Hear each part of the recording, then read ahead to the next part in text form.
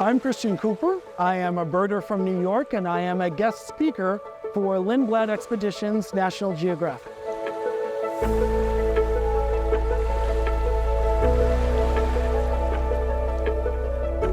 We left Ushuaia, Argentina, crossed the Drake Passage, and have just arrived at the Antarctic Peninsula on the National Geographic Explorer.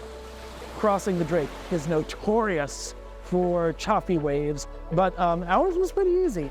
That made it very easy to be on deck and looking at the birds.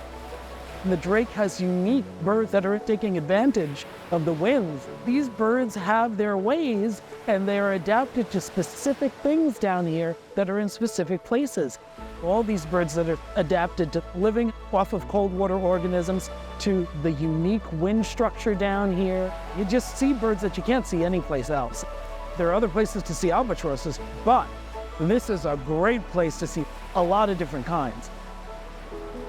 One of the first things I saw when we were crossing the Drake was black-browed albatross. Then the other albatrosses started showing up. The gray head, a beautifully colorful beak. The wandering albatross with the 11-foot wingspan. But my favorite was the light-mantled sooty albatross, which is just all over chocolate brown with a little bit of light color around the eyes, and then the back of the neck and the back turns this wonderful, almost bronzy, silvery color. So the Drake really delivers, certainly in terms of seabirds. Landings are going to involve hiking and seeing amazing vistas and amazing animals.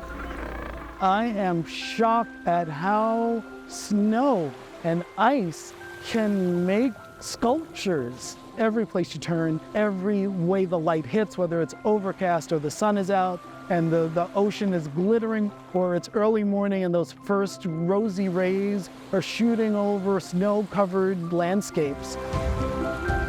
Every time you go on shore, it's visiting an alien planet.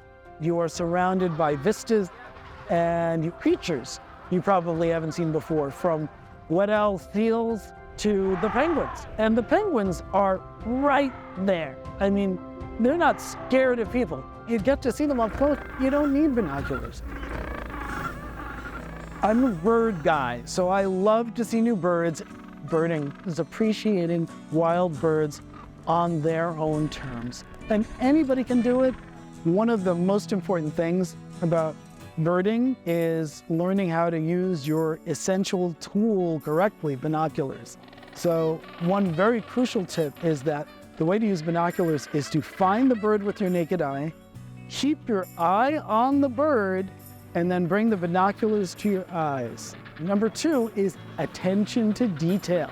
Even if you don't know what you're looking at, observe, observe, observe. Note if there are any special features.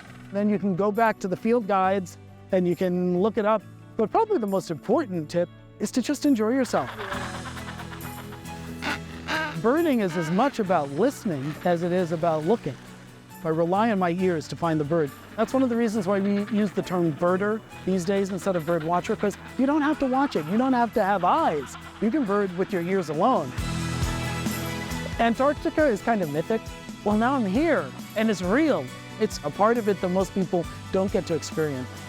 Every time you look out the window, it is something new. It's a constantly changing experience. Being here in Antarctica has made me feel connected to the world in a whole new way. It just puts the world in a new perspective.